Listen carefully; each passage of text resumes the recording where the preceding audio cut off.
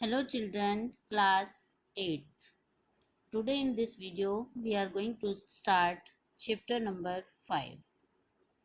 Chapter number 4 हम बाद में कराएंगे जब स्कूल खुलेंगे because it is a chapter of geometry. So we are going to start chapter number 5. The title of this chapter is data handling. तो सबसे पहले मैं आपको इसकी बेसिक जो इंट्रोडक्शन है इस चैप्टर का वो बताएंगे, उसके बाद हम इसकी एक्सरसाइज स्टार्ट करेंगे। तो chapter 5 data handling introduction session है ये। डाटा क्या होता है? It is the collection of information about a particular thing at primary stage. किसी भी चीज़ के बारे में जानकारी, किसी भी विशेष वस्तु के बारे में जानकारी प्राइमरी स्टेज पर होना डाटा कहलाता है। जैसे हम किसी भी चीज़ के बारे में बहुत सारी इंफॉर्मेशन इकट्ठा कर लेते हैं, उसको हम सिस्टमेटिक नहीं लगाते, उसको हम प्राइमरी स्टेज कहते हैं। ठीक है, जब हम उस सारी इंफॉर्मेशंस को सिस्टमेटिक अरेंज कर देते हैं तो उसका सेकेंडरी स्टेज कहलाता है। ठीक है, तो डाटा हम उसको कहते हैं जब किसी भी वस्तु के बारे में हम जानकारी को इकट्ठा कर लेना प्राइमरी स्टेज पर, उसको हम डाटा कहते हैं। ठीक है, सेकंड है, इसमें एक वर्ड आएगा रेंज। रेंज क्या होता है? हाईएस्ट में से लोवेस्ट, हाईएस्ट मतलब सबसे बड़ी संख्या में से सबसे छोटी संख्या को घटा करके जो भी आंसर आता है वो रेंज कहलाता है। Highest observation minus lowest observation, सबसे बड़ी संख्या में से सबसे छोटी संख्या को, हमारे पास एक डाटा गिवन है, let us suppose the data is in the form of the numbers, तो सबसे बड़ी संख्या में से हम सबसे छोटी संख्या को घटाएंगे तो उसका रेंज निकल जाएगा। ठीक है, पिक्टोग्राफ। पिक्टोग्राफ क्या होता है? It is a pictorial representation of data. हम डाटा को कई तरीके से रिप्रेजेंट कर सकते हैं।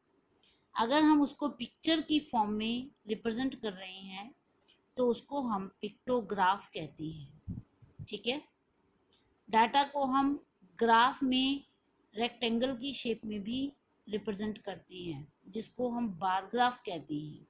आप ये पढ़कर आए हैं सब चीज़ें। तो bar graph to show the data on the graph sheet using rectangular bars. Rectangle की शेप में जो बार बने होते हैं ग्राफ शीट पर, वो बार ग्राफ कहलाता है। और वो रेक्टेंगल जो है उनकी चौड़ाई जो है वो यूनिफॉर्म मतलब एक जैसी, उन सारे रेक्टेंगल्स की चौड़ाई बिल्कुल एक जैसी होती है, उसको हम बार ग्राफ कहते हैं। ठीक है, तीसरा फॉर्म है, हम डाटा को टेबुलर फॉर्म में भी दिखा सकते हैं। टेबुलर फॉर्म का मतलब to represent the data in the form of table. और उस टेबल में क्या क्या होता है? उस टेबल में क्लास इंटरवल, टैली मार्क्स और फ्रीक्वेंसी, 3 कॉलम होते हैं। कभी भी आपको ये कहा जाए कि डाटा को फ्रीक्वेंसी टेबल में दिखाइए तो उसमें आपको 3 कॉलम बनाने पड़ेंगे। पहला कॉलम क्लास इंटरवल का, दूसरा कॉलम टैली मार्क्स का और तीसरा कॉलम फ्रीक्वेंसी का। ठीक है, इसके बाद एक वर्ड आता है फ्रीक्वेंसी। किसको कहते हैं हम frequency? It is the number of times an observation occur. कोई संख्या आपके डाटा में कितनी बार दी गई है, उसकी संख्या को हम फ्रीक्वेंसी कहते हैं। ठीक है, जैसे आपके डाटा में 5 जो है 7 बार दिया हुआ है तो 7 जो है वो 5 की फ्रीक्वेंसी कहलाएगी। Next is class interval. Class interval क्या होता है? इसका मतलब है to make the groups, group बनाना, यूनिफॉर्म ग्रुप बनाना। यानी कि 0 से 10 तक का एक ग्रुप बन गया, 10 से 20 तक का दूसरा ग्रुप बना दिया, 20 से 30 तक का तीसरा ग्रुप बना दिया। जैसे आपकी क्लास में टेस्ट होता है तो आप 50 नंबर का टेस्ट है तो आप क्या करते हैं, 0 से 10 में कितने बच्चे आ गए, 10 से 20 वाले कितने बच्चे हैं, 20 से 30 वाले कितने बच्चे हैं, तो ये एक क्लास इंटरवल बन गया, और कितने बच्चे हैं वो उसकी फ्रीक्वेंसी कहलाएगी।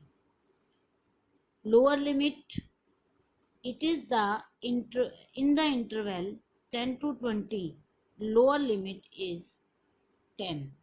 लोअर मीन्स नीचे वाली जो लिमिट है वो इसकी नीचे वाली लिमिट 10 है, और जो ये जो 20 है ये इसकी अपर लिमिट कहलाएगी। ठीक है, तो यही मैंने अगला लिखा है अपर लिमिट। तो 10 से 20 में जो 20 है वो अपर लिमिट कहलाती है।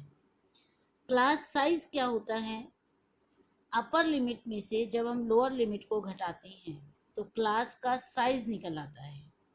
क्लास इंटरवल होता है ना, उसका साइज निकालना हो तो अपर लिमिट में से लोअर लिमिट को घटा दीजिए। Next is class mark. Class mark क्या होता है, it is the mid point of the class interval.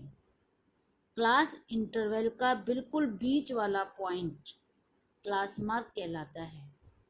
जैसे कि हमारे पास 10 से 20 एक क्लास इंटरवल है, इसका बिल्कुल सेंटर पॉइंट क्या होगा, 15 जो है वो इसका क्लास मार्क कहलाएगा। अब 0 से 10 कोई एक क्लास इंटरवल है, 0 से 10 के बिल्कुल बीच की संख्या क्या होगी, 5, तो 5 उसका क्लास मार्क कहलाएगा। तो क्लास मार्क को हम निकालते किस फॉर्मूले से हैं, upper limit plus lower limit upon 2।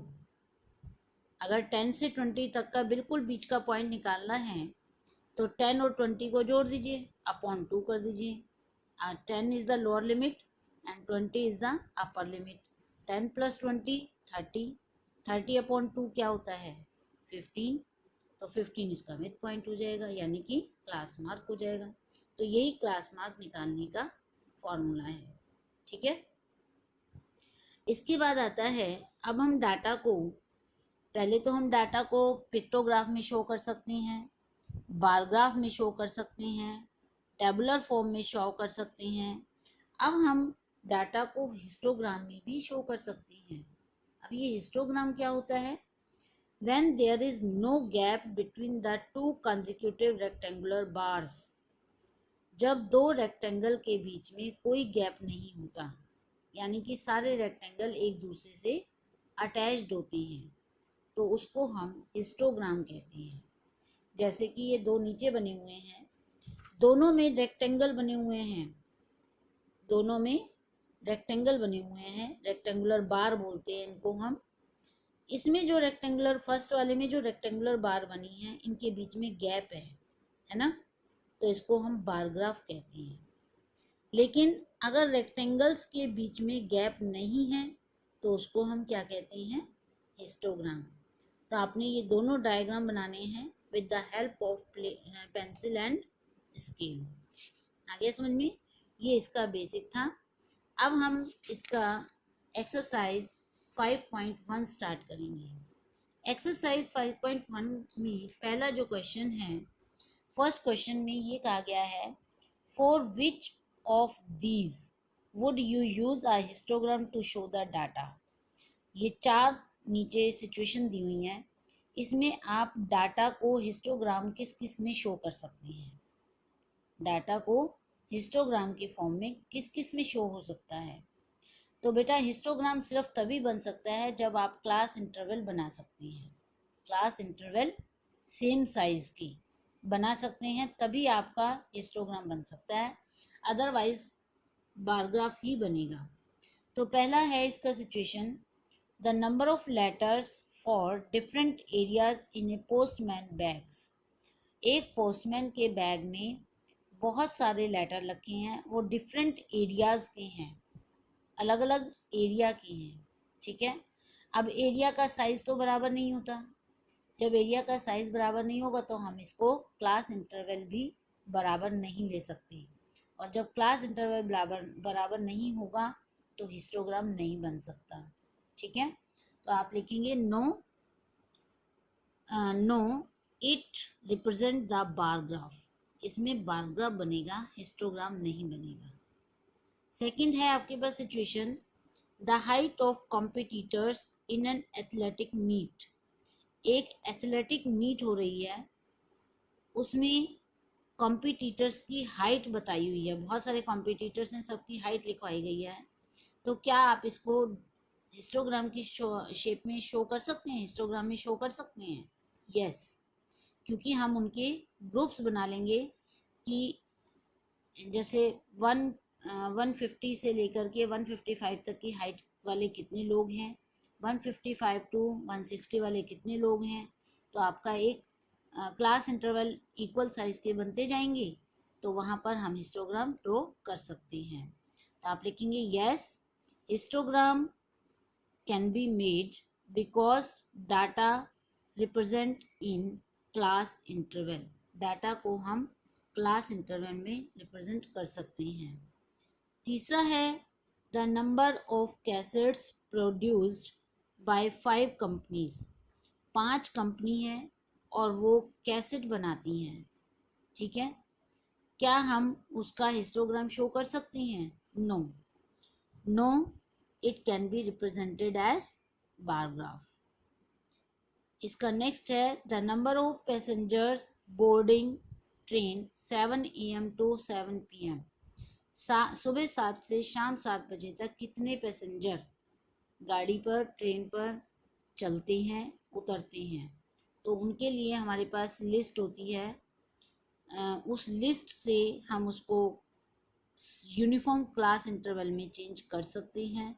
और हम आंसर क्या देंगे इसका? Yes, histogram because data can be represent in the class interval, क्योंकि हम डाटा को क्लास इंटरवल में शो कर सकते हैं। आ गया समझ में? Now next question, question number 2। The shoppers who came to a departmental store are marked as man M, woman as W, boy as B, girl as G। एक दुकान में बहुत सारे कस्टमर जाते हैं, तो एक आदमी की ड्यूटी लगा दी गई, जब मैन आएगा तो उसको M से शो करना, जब बॉयज़ आएंगे तो B से, और वीमेन के लिए W और गर्ल्स के लिए G शो करना है। और वो लिखता गया तो ये लिस्ट बनती गई, पहले एक वीमेन आई, फिर दूसरी वीमेन आई, फिर तीसरी वीमेन आई, फिर गर्ल आई, फिर बॉय आया, फिर वीमेन, फिर वीमेन, फिर मैन। इस तरीके से उसने एक लिस्ट बना ली, ठीक है। तो make a frequency distribution table using tally marks. अब आपको फ्रीक्वेंसी डिस्ट्रीब्यूशन टेबल बनानी है और बार ग्राफ भी ड्रॉ करना है, ठीक है। तो हमने सबसे पहले इसमें गिन लिया कि इसमें W यानी कि वीमेन कितनी आई हैं उस दुकान में, ठीक है। तो इसमें W गिने, आप W गिनिए कितनी है इसके अंदर, ध्यान से गिनना है। और मैंने गिना तो W की संख्या आई है 28, यानी कि वीमेन उसमें 28 आई हैं।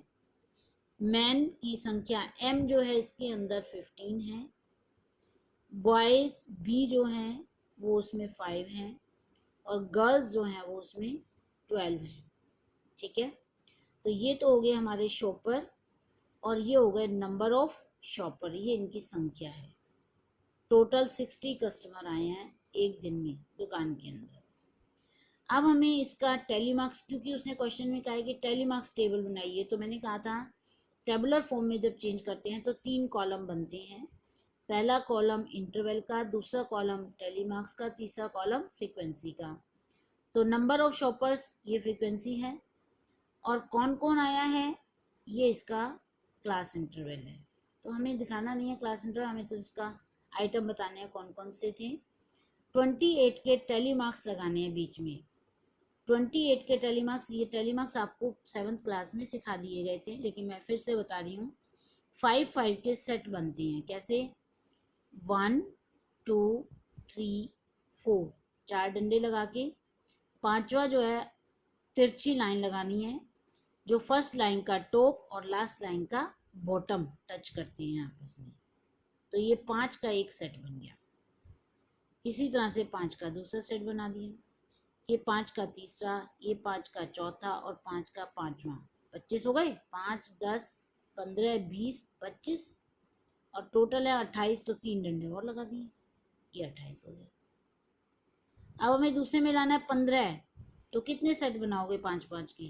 3, 5, 10 और 15, आप अपने आप कंप्लीट करेंगे। फिर तीसरे नंबर पर है 5, तो एक ही सेट बन जाएगा।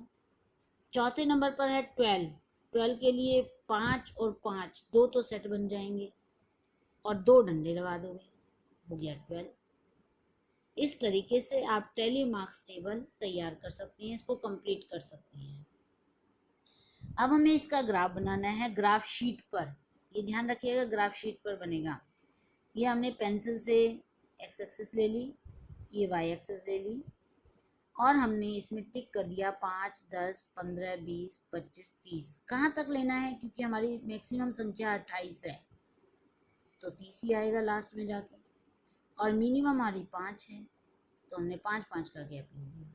ठीक है, ये जो टिक करना है ये आपको ग्राफ शीट की मोटी जो डार्क लाइन है उसके ऊपर टिक करना है। 5, 10, 15, 20, 25, 30। अब हमें पहला जो ग्राफ बनाना है वीमेन का, W वीमेन, ये कितनी आई थी? 28, तो इसका 28 कहाँ होगा? 25 और 30 के बीच में आएगा। 26, 27, 28 जहाँ खत्म होगा वहाँ पर 28 की लाइन लगा देंगे, और नीचे से इसको इक्वल साइज में जो डार्क लाइन है उसके ऊपर लगाना है, ये दोनों डार्क लाइन से डार्क लाइन तक। फिर एक डार्क लाइन यहाँ पर छोड़ देनी है, क्योंकि बार ग्राफ बनाना है तो गैप होना चाहिए रेक्टेंगुलर बार्स के बीच में। अब ये 15 कैसे लेना है? 15 के बिल्कुल सामने तक, यहाँ 5, 5 के सामने तक, और यहाँ 12 चाहिए तो 10 से ऊपर दो डंडे ऊपर चले जाइए, 12 बन जाएगा। इतने इस तरीके से ये हमें रेक्टेंगल बनाने हैं। ये लाइनें कहाँ लगानी है? जो डार्क कलर की लाइन है उसके ऊपर लगानी है। ठीक है, नाउ क्वेश्चन नंबर 3, तीसरा सवाल। The weekly wages of 30 workers in a factory are as low. 30 worker एक फैक्ट्री में काम करते हैं, उनकी तनख्वाह बताई हुई है। एक को 830, दूसरे को 835, तीसरे को 890, चौथे को 810, तो 30 वर्कर की ये सैलरी बताई हुई है।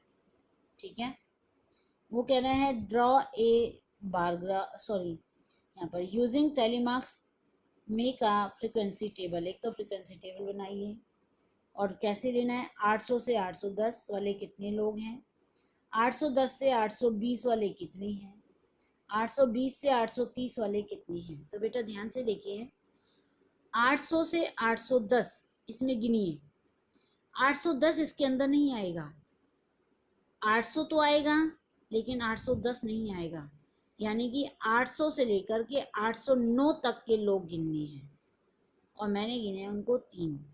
ठीक है, फिर 810 से 820, 820 इसमें नहीं आएगा, 810 तो आएगा। 810 से लेकर के 819 वालों की कितने लोग हैं वो अपनी बुक में गिनेंगे, और मैंने जो गिने हैं वो 2 ही हैं। फिर 820 से 830, 30 नहीं आएगा इसके अंदर, यानी कि 820 से 829 तक कितने लोग हैं, उनकी संख्या है 1। तो ये सब मैंने वहाँ से गिन करके लिखा है, बुक में से गिन करके। फिर ये फ्रीक्वेंसी बन गई। अब ये टैली मार्क्स लगा दिए, 3 है तो 1 2 3, 2 है तो 1 2, 1 है तो 1, 9 है, 9 है तो टैली मार्क्स कितने लगेंगे? एक तो 5 का सेट हो जाएगा, 1 2 3 4, फिर एक तिरछी लाइन, एक सेट बन गया। फिर 4 डंडे और लगा दोगे 9 पूरा करने के लिए, 5 1 3, इस तरह से आप इसको कंप्लीट कर सकते हैं। Now question number 4, draw a histogram for the frequency table made for the data in the question. इसने कहा है जो क्वेश्चन नंबर 3 में आपने फ्रीक्वेंसी टेबल बनाई है, क्वेश्चन नंबर 4 में उसका ग्राफ हिस्टोग्राम बनाइए। अब इसमें हिस्टोग्राम क्यों बन रहा है? क्योंकि इसके अंदर क्लास इंटरवल बने हुए हैं, तभी तो हिस्टोग्राम बन रहा है। तो यहाँ मैंने इसी क्वेश्चन नंबर 3 का ये हिस्टोग्राम बना दिया। हिस्टोग्राम में आपको कॉलम का गैप नहीं लेना, रेक्टेंगल के बीच में गैप नहीं लेना। वर्कर की संख्या मैंने यहाँ पर देख ली है, सबसे मिनिमम 1 है और सबसे मैक्सिमम 9 है, तो मैंने 1 2 3 4 5 6 7 8 9 10 वाई एक्सिस पर ले लिया है नंबर ऑफ वर्कर्स। ठीक है, और एक्स एक्सिस पर मैंने वेजेस जो उनकी तनख्वाह है वो ले लिए। 800 इसमें मिनिमम है और मैक्सिमम 890 है शायद, तो आप देख लेना 800, 810, 820, 830, 840, 890 तक आपको लेना पड़ेगा, क्योंकि नहीं 900 तक लेना पड़ेगा, क्योंकि आपका क्लास इंटरवल 900 तक है। ठीक है, अब आपको ग्राफ बनाना है बेटा। ये चीज़ मैंने एक ये चीज़ ड्रॉ की है, ये क्या है? ये मैंने एक किंक डाला है, KINK, किंक। इसको क्या कहते हैं? किंक। क्यों कहते हैं? क्योंकि 0 से 800 के बीच में 800 का डिफरेंस है, जबकि बाकी सब में 10-10 का डिफरेंस है। ये तो ठीक है, लेकिन 800 का डिफरेंस कैसे दिखाएं? तो हमने इसमें एक झोल डाल दिया। किंक मतलब झोल, कपड़े को इकट्ठा कर दिया ताकि ग्राफ बहुत दूर तक ना जाए, तो हमने ये झोल डाल के इसको कवर कर लिया। अब 800 से 810 कितने लोग हैं? 3 हैं, तो मैंने 3 तक लंबी लाइन खड़ी कर दी और ग्राफ बना दिया। ये जो लाइन ड्रॉ करनी है वर्टिकल, ये डार्क लाइन के ऊपर ड्रॉ करनी है। अब जो है 810 से 820 तक 2 लोग हैं, तो ये 2 तक लंबा खींच दिया, इसी लाइन के ऊपर 2 तक यहाँ रोक दिया और इसको यहाँ तक। क्योंकि हमें हिस्टोग्राम बनाना है तो रेक्टेंगल्स के बीच में गैप नहीं होना चाहिए और ग्राफ शीट पर बनाना है। ठीक है, इसके बाद इसने कुछ क्वेश्चन पूछे हैं। Maximum number of workers are in the group. कौन से ग्रुप में सबसे ज़्यादा वर्कर हैं? देखो सबसे ज़्यादा वर्कर 9 इसमें है।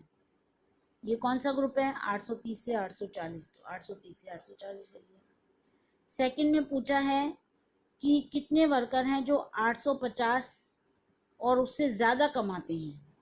तो देखिए 850 यहाँ है, यहाँ पर इससे ज़्यादा कमाने वाले 1, 3 और मतलब 850 से ज़्यादा कमाने वाले, तो आप यहाँ से भी देख सकते हैं, ग्राफ से भी देख सकते हैं। यहाँ ये 850 है, यहाँ से यहाँ तक ये 850 से ज़्यादा कमा रहे हैं, यानी कि 1 + 3 + 1 + 1 + 4 कितना आ गया? 4 और 3 7 और 3 10 वर्कर, ये आ गया 10 आंसर।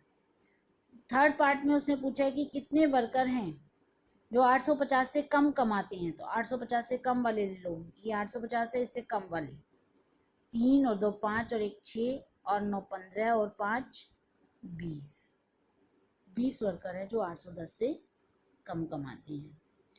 अब क्वेश्चन नंबर जो 5 है आपका, वो बुक में ही आपका बार ग्राफ बना हिस्टोग्राम बना हुआ है। इस हिस्टोग्राम को आपने ग्राफ शीट पर नहीं बनाना, सिर्फ सिंपल पेज पर बनाना है और जो क्वेश्चन दिए हैं उनके जवाब यहाँ से देख करके देने हैं। पहला क्वेश्चन है कि कितने घंटे तक maximum number of student TV देखते हैं।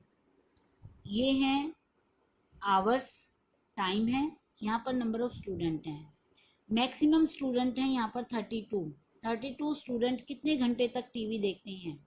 4 से 5 घंटे तक। तो आप आंसर में लिखेंगे maximum number of student watch TV for 4 to 5 hours. 4 से 5 घंटे तक ज़्यादातर बच्चे टीवी देखते हैं। तो दूसरे में उसने पूछा है कि कितने स्टूडेंट हैं जो कि 4 घंटे से कम टीवी देखते हैं। तो ग्राफ में देखिए 4 घंटे से कम, 4 घंटे यहाँ तक हैं, इससे कम टीवी देखने वाले बच्चे 4 8 12 और 22 कितने हो गए? 12 और 22 को 4 8 12, 4 और 8 12 और 22 को जोड़ दिया तो 34 बच्चे आ गए।